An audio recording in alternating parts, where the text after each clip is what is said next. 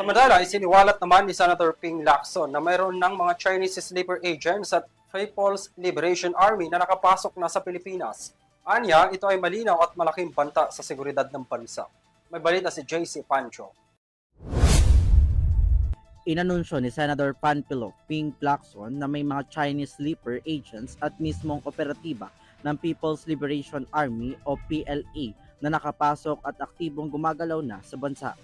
Ayon sa senador, ang sitwasyon ay naglalagay sa pambansang seguridad sa mas malaking panganib.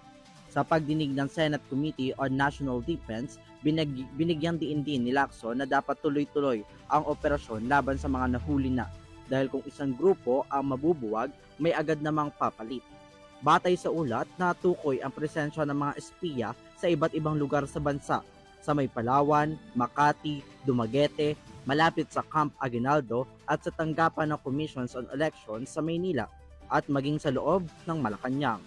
Ayon sa National Bureau of Investigation, mula sa 6 na magkakahiwalay na operasyon, 19 na katao ang nadakip, 13 rito ay Chinese national, 5 naman ay Pilipino at ang isa ay Cambodian. Ang mga Pilipino umano'y ang nagsisilbing guide, driver at aid upang makakilos ang mga banyagang espiya. Dagdag pa rito, iminungkahi ni Lacson na i-freeze ang Anti-Money Laundering Councils at mga ari-arian ng mga sangkot upang hindi magamit ang kanilang pera sa pagpapatuloy ng operasyon. Patuloy na nakabantay ang Senado at mga ahensya ng gobyerno sa hakbang upang tuluyang masugpo ang banta ng paniniktik sa Pilipinas. Para sa EuroTV News, JC Pancho.